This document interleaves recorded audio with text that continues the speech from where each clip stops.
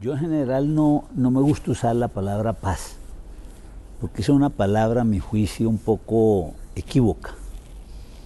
Eso pareciera ser un poco como el paraíso terrenal de los cristianos o algo por el estilo, ¿no? Yo creo que lo que es más pertinente es la terminación del conflicto armado.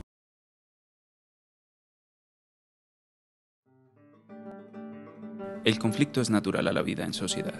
Cuando dos intereses chocan, comienza una pugna en la que cada postura busca imponerse.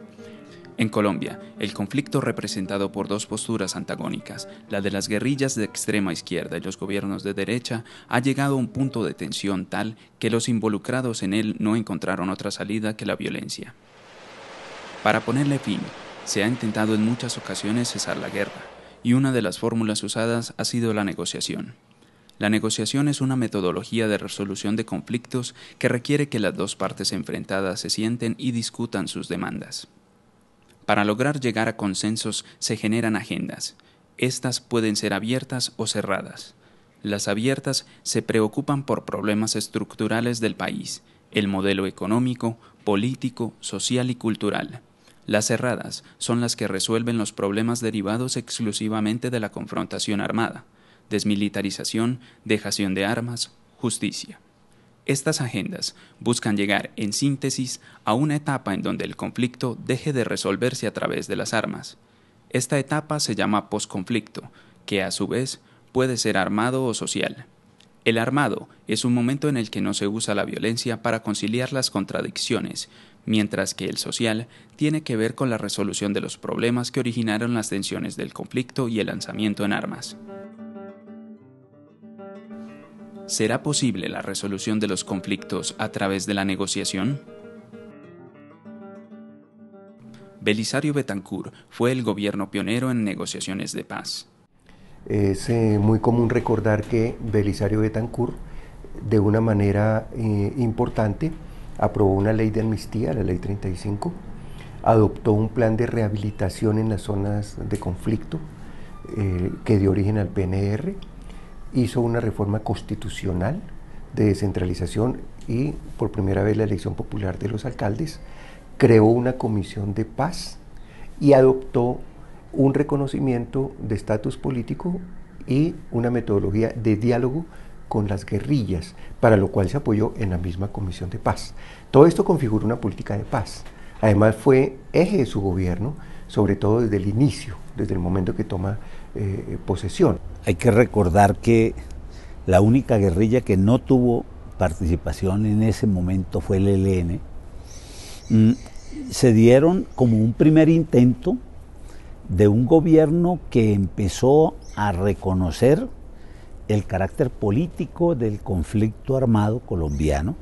El presidente Betancur partía de un diagnóstico y era que el conflicto se explicaba por lo que él llamaba razones objetivas y subjetivas, y a las razones subjetivas, que eran los grupos alzados en armas, planteaba la salida del diálogo.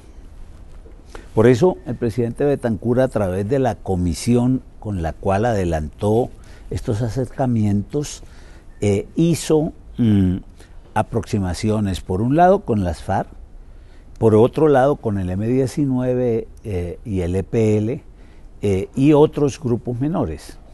En cada caso, digamos, lo que se acordó finalmente fue un modelo de cese del fuego o de tregua, como se llamó,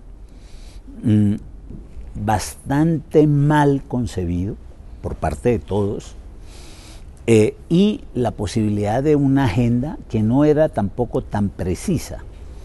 En el caso de las FARC se hablaron de una serie de puntos que obviamente ni las FARC cumplió ni el gobierno cumplió. Ese pacto, conocido como el Pacto de la Uribe, preveía ya la inclusión en la vida política de las FARC como partido y la inclusión de sus excombatientes en la vida social. En resumen, ese pacto incluía unas demandas especialmente de reformas políticas y sociales, con énfasis en la parte social y sobre todo en reforma agraria. y unas garantías políticas para pasar de ser guerrilla a pasar a ser partido político. Las FARC renunció al secuestro en teoría, obviamente siguió secuestrando, se acordó supuestamente la creación de un movimiento político, la Unión Patriótica, como un mecanismo de tránsito de el grupo guerrillero a la vida civil.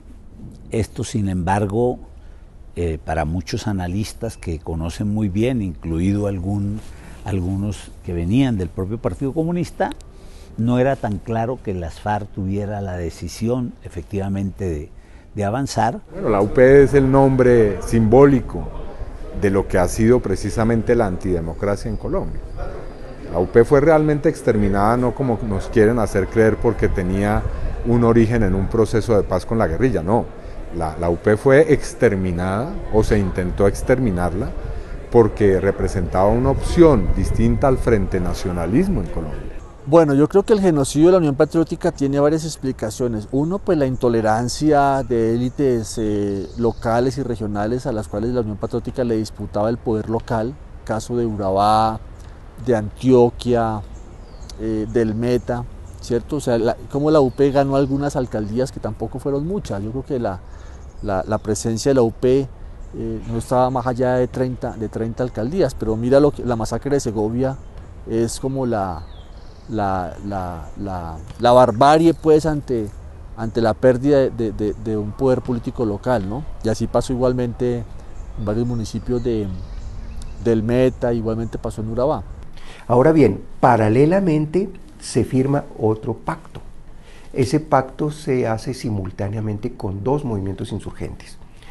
El EPL, que además tenía influencia particular, entre otras, en Antioquia y la parte de la costa caribe, y el M-19, que tenía más influencia en el centro y en el suroccidente del país. El pacto conjunto del gobierno con el EPL y el M-19 era un pacto que ya no estaba para pasar inmediatamente a la paz, sino para discutir fórmulas para la paz. Mientras tanto, el EPL y el M-19 hacemos otros acuerdos también de tregua y nombramos una comisión de diálogo nacional que me correspondió a mí presidir. Yo fui escogido por el M-19 para ser el jefe del grupo de diálogo nacional. Diálogo nacional que nunca se llevó a cabo, que se vio que eso era nunca. El gobierno dijo que sí, pero realmente eso no avanzó absolutamente nada. 10 meses después, pues me tiraron una granada, esa granada, cuando estaba yo representando al M-19 en la legalidad, esa granada en Cali me la arrojaron, terminó con una pierna amputada, quedé hablando así como hablo ahora, ¿no? Claritito, aunque no se me entiende nada, dicen en Pasto. Y fracasó ese intento de diálogo. Normalmente cuando se toma... Cuando en el EPL surge allí toman la decisión de ir a un proceso de diálogo y negociación y de buscar fin al conflicto armado, está en los momentos previos a la Asamblea Nacional Constituyente. El EPL es la organización que levantó las banderas de la Asamblea Nacional Constituyente en el año 1983. Nadie, absolutamente nadie, con anterioridad a esas fechas había formulado tal propuesta.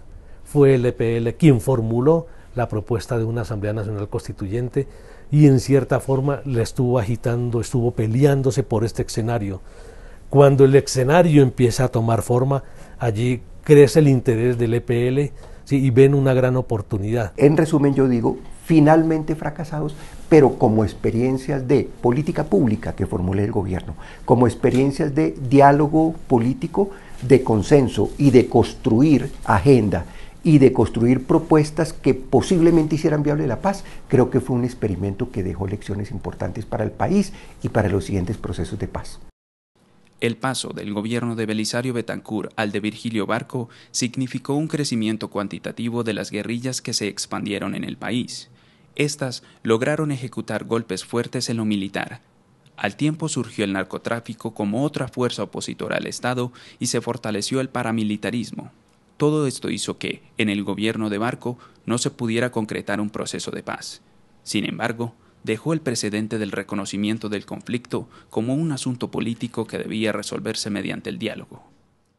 Obviamente allí los procesos que venían de terminar con el M-19, el EPL y el Movimiento Armado Quintín Lame, pues van a tener una posibilidad de jugar un papel importante, y especialmente el M-19, que había mostrado una decisión inequívoca de ir hacia un proceso de desmovilización, porque a pesar de que los acuerdos con esta guerrilla se habían hundido con la reforma constitucional del presidente Barco en el Congreso, sin embargo el M-19 siguió adelante y de alguna manera, diríamos, eso junto con el asesinato de Carlos Pizarro es lo que yo creo los colombianos le van a reconocer a la Alianza Democrática M-19 en términos de apoyo electoral.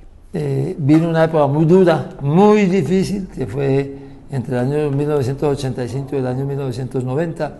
Ahí fue cuando mataron a, no sé, a los centenares o tal vez miles de miembros de la Unión Patriótica. El genocidio de la Unión Patriótica se produjo precisamente en esos 5 años, del 85 al 90. Pero el M-19 llegó a la conclusión de que no iba a ganar, de que eso era imposible. Nos aplicaron pena de muerte, al que cogían lo mataban, o al otro ni siquiera lo cogían, se lo terminaban matando. Pero llegamos a la conclusión, encabezados por Carlos Pizarro, que si no podíamos ganar la guerra, pues qué diablos íbamos a quedarnos allá a morirnos de viejos, ¿no? O a que nos mataran, o que nos cayera una bomba en la cabeza. Y empezó un nuevo intento con el gobierno de Virgilio Barco. Y ese finalmente concluyó con la firma de los acuerdos entre el M-19 y el gobierno nacional en marzo de 1990. A pesar de que el gobierno Barco no logra conformar una mesa de negociación, sí ambienta un escenario propicio para hablar de paz. Paralelo al crecimiento de las guerrillas, se empezaron a escuchar voces desde muchos sectores que pedían la paz y que clamaban por un nuevo ordenamiento político. Se empieza a hablar entonces de una Asamblea Nacional Constituyente, y esto anima a muchas guerrillas a dialogar con el gobierno. Finalmente, en la década del 90, Gaviria logra establecer conversaciones con la coordinadora guerrillera Simón Bolívar, que integraba el EPL, el M-19, el ELN y las FARC. Además a estos intentos se suman el Partido Revolucionario de los Trabajadores, el Quintín Lame, la Corriente de Renovación Socialista y Comandos Ernesto Rojas. Sin embargo, el ELN y las FARC no comparten la mesa con el resto de los grupos.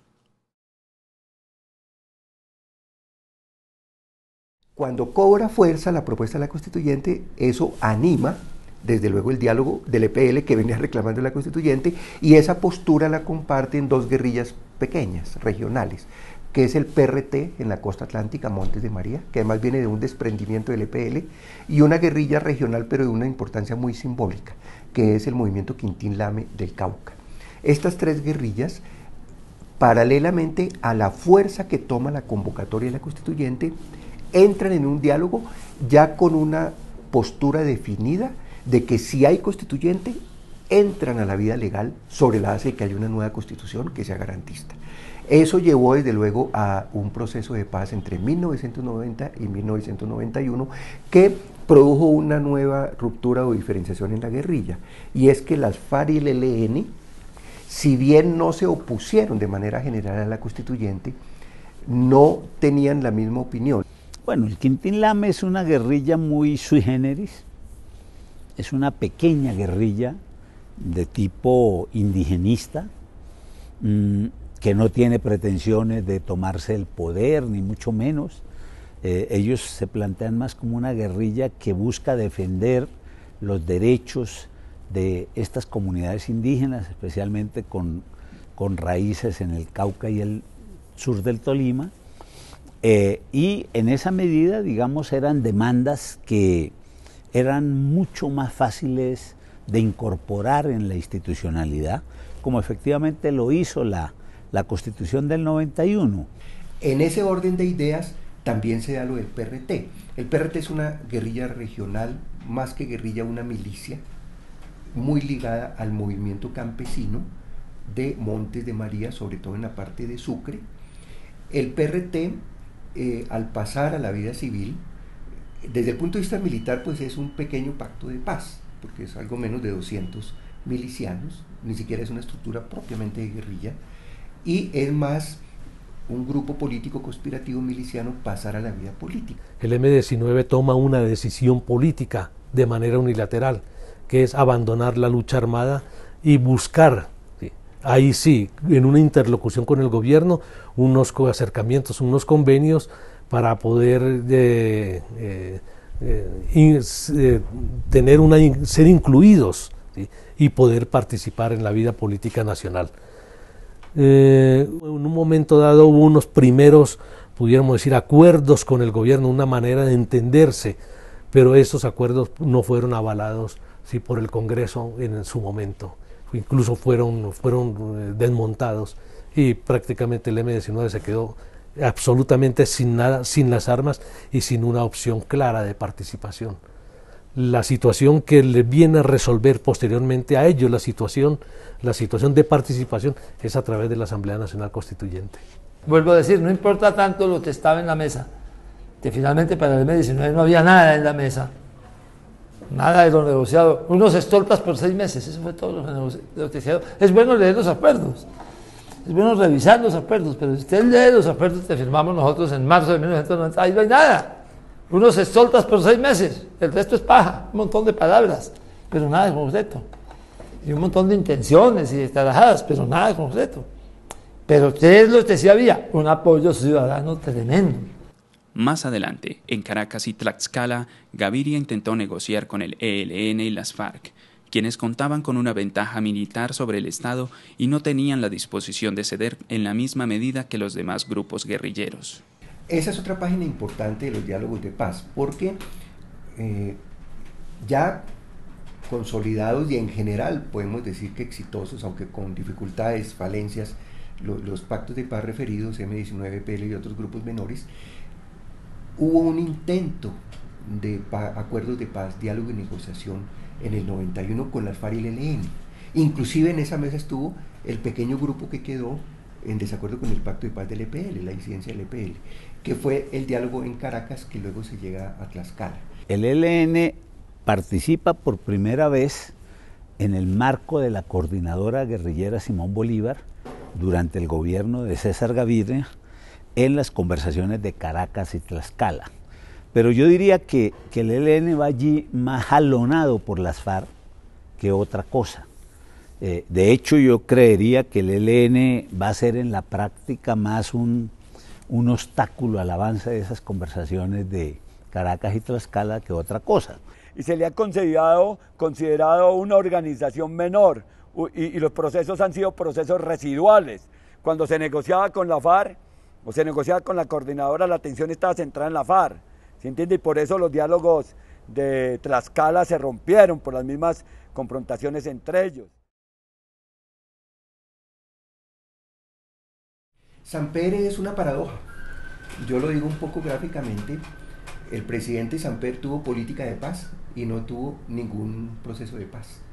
Y es una paradoja por varias circunstancias, pero la más es reconocida por todo el mundo. No pudo avanzar un proceso de paz con el presidente Ernesto Samper Pizano, porque el presidente Ernesto Samper Pizano tuvo las más grandes ilegitimidades y fue cuestionado por su relacionamiento con el narcotráfico, pero además porque el presidente Ernesto Samper Pizano fue el presidente que militarmente fue derrotado. A ese momento la FARC pedía desmilitar un municipio, Uribe, no 5, pero el gobierno recula, no desmilitariza la Uribe, entonces se cierran las posibilidades de entendimiento con la FARC. Y con el ELN hubo unos entendimientos de bajo perfil, discretos, incluso secretos. La FARC derrota a la fuerza pública durante la administración de Ernesto Samper Pizano y le gana al Estado la guerra en tierra. Lo que pasa es que no puede cobrar la victoria militar en el campo político, porque no tiene con qué cobrarla. Entonces una victoria militar sin una posibilidad de cobrarla políticamente se diluye, se pierde la victoria militar, y eso le pasó a la EST. Es bien importante esta referencia histórica, porque si uno se pregunta a hoy, se intensifica el conflicto armado, crecen las guerrillas, también la fuerza pública está en un plan de fortalecerse durante el gobierno Pastrana. ¿Por qué se empieza a dar en ese momento el proceso de paz, al inicio del gobierno Pastrana? Entonces viene un repliegue táctico de la institucionalidad en el proceso de paz del Caguán. El proceso de paz del Caguán es un proceso de paz en el que las fuerzas fueron al proceso con arrogancias y necesidades distintas. La FARC, empujada por las victorias militares, con una fuerza muy grande y una capacidad operativa mayor, que impuso una agenda abierta, grande, que fue la agenda del Caguán. Para mí fracasado el proceso con las FARC en el Caguán, porque ni las FARC ni el gobierno estaban realmente interesados en negociar. Pero el presidente Andrés Pastrana, si el Poder Ejecutivo tiene una necesidad de paz, el presidente lo que quiere es reconstruir la institucionalidad del Estado y reconstruir la institucionalidad de la fuerza pública derrotada y con la moral baja, y para eso se inscribe en una estrategia de guerra que es el Plan Colombia. Las elecciones que gana Pastrana, el tema ahí era la paz. Es más, a decir verdad, en mi opinión, Pastrana no tenía una política de paz. La tenía Serpa, iba ganando las elecciones con esa política de paz. Y es muy hábil Pastrana cuando manda a su secretario de campaña política a reunirse con el secretario de la FARC. Entonces, ninguno de los dos realmente estaba avanzando. Además, es un proceso que no tiene lo que muchos analistas recomiendan, una fase de prenegociación, que defina una hoja de ruta, sino que se va a dar con el famoso encuentro entre Marulanda y Víctor G. Ricardo, y la famosa foto de Marulanda con la muñeca, el reloj de la campaña de Andrés Pastrana. Esa foto y esa audacia de competencia política cambió la relación de fuerzas y llevó por una mínima diferencia al triunfo de Pastrana. En el país había suficiente rechazo a la zona del Caguán y era políticamente inviable para el gobierno Pastrana poder hacer otra zona de distensión. Digamos que ya no había gasolina en este gobierno para eso, lo cual hace que entonces las conversaciones con el ELN, que se van a adelantar en Venezuela, en La Habana, pues terminan siempre en ejercicios de reuniones con la sociedad civil, etcétera, pero finalmente no se logra concretar nada. Y digamos que el tema no pasa de allí. Cuando esta discusión se abordó con el Ejército de Liberación Nacional, los helenos plantearon una fórmula diferente, que no implicaba, ¿sí?, para establecer una zona de encuentro en el país, porque era importante que los diálogos se hicieran en el país y de cara a la gente, de cara a la sociedad. Entonces, en una zona en el Magdalena Medio, el sur, concretamente en el sur de Bolívar, implicaba un área mucho menor que la del Caguán, y allí se buscó una fórmula donde no necesariamente el Estado tenía que hacer evacuar el territorio, no, el Estado permanecía, solamente la fuerza pública, ¿sí?, era la que debía salir. Incluso se contemplaba una fórmula mixta entre policía y fuerzas guerrilleras para controlar el mantenimiento del orden público en los cascos urbanos. Entonces no hay una voluntad política del presidente Pastrana de sacar adelante el proceso, ¿cierto? Se expresa, pero su mayor capacidad es que reconstruyó la institucionalidad, repotencializó la fuerza pública y retomó la iniciativa en el campo de la confrontación. Es lo que Pastrana le entrega al presidente Uribe, quien lo sucedió en el gobierno, y es con lo que Uribe posteriormente puede desarrollar la guerra. Pero para el momento en que se hace ese proceso, las FARC iban ganando la guerra. Alguien que va ganando la guerra no querrá terminarla. Cambia la correlación en el campo de batalla y se generan unas condiciones específicas en la confrontación en el que también cambiando la correlación de fuerzas, tiene el mismo problema de las FARC. No puede cobrar el éxito militar porque el escenario político no se lo permite. Entonces debe irse a un escenario político, y ese escenario político es La Habana. La Habana es el cobro militar, es el cobro político de la victoria militar sobre las FARC, y es una victoria militar parcial. En eso es interesante tener en cuenta que el gobierno Uribe, digamos, hizo siempre muchos esfuerzos para conversaciones con el ELN, cosa que creo no fue similar con las FARC. El ELN había hecho una propuesta desde finales del gobierno Samper de que la paz podría darse si se convocaba una convención nacional, una especie de diálogo, de encuentro de todos los sectores de la nación, desde las regiones, de lo local hasta la nacional, para llegar como a unos consensos que dieran lugar a la paz. Desde que fue elegido presidente Álvaro Uribe, ya su equipo de empalme se reunió con nosotros, con la comisión facilitadora, para ver en qué iban los acercamientos y ver cómo se podían continuar.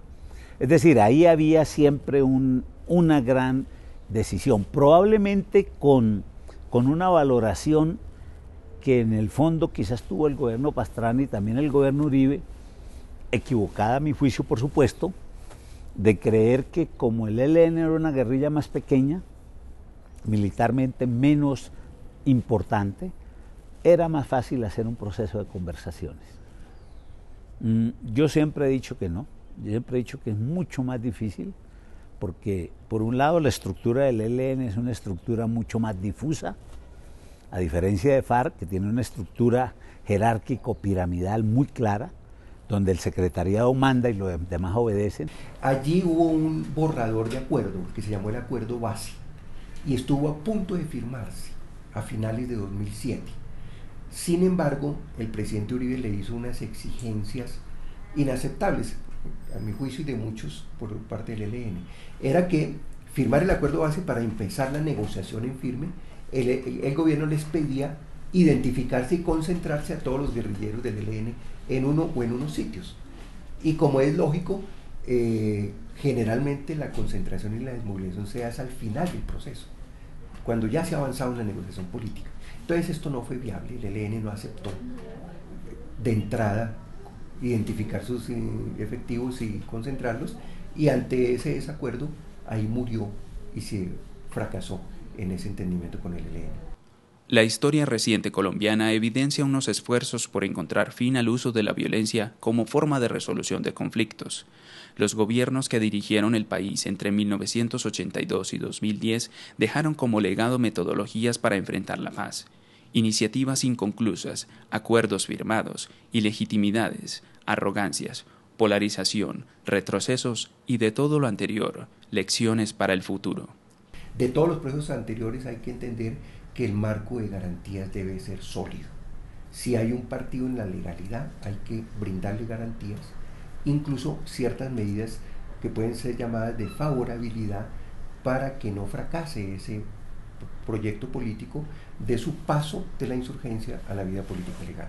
Un proceso de conversaciones, para que sea exitoso, tiene que tener claro que el punto de llegada es la terminación del conflicto armado y que el grupo armado ilegal deje las armas, termine de usar las armas y pase a convertirse en una organización política. El conflicto colombiano es un conflicto muy complejo, que comprende el conflicto armado interno, por supuesto, pero está ligado, ¿sí?, a sus causas estructurales, que las vemos en un conflicto social, en un conflicto político, en un conflicto económico. Entonces están están interrelacionados estos conflictos, pero hoy entendemos que no todos los conflictos pueden resolverse de una sola vez. En fin, hay mucho que construir en materia democrática, y en ese contexto, pues por supuesto un asunto particular es el de la participación de quienes dejen las armas. Ese es un proceso indispensable. Nadie cree que es posible la paz sin que quienes han estado en armas, haciendo la guerra contra el establecimiento político, al final de un proceso de diálogo no lleguen a hacer política por los medios legales. El conflicto social se va a seguir dinamizando porque el conflicto es connatural a las dinámicas sociales, hace parte de las dinámicas, es fundamental para las transformaciones. Pero los conflictos deben ser resueltos por la vía dialogada, la vía consensuada, la vía de acuerdos políticos y la vía de impulso de transformaciones en los ámbitos que convoquen los conflictos. Entonces, esos aspectos son distintos. A pesar de que este repaso permite conocer algunos avances en la salida al conflicto, aún queda mucho por aprender en el camino a los días de la paz.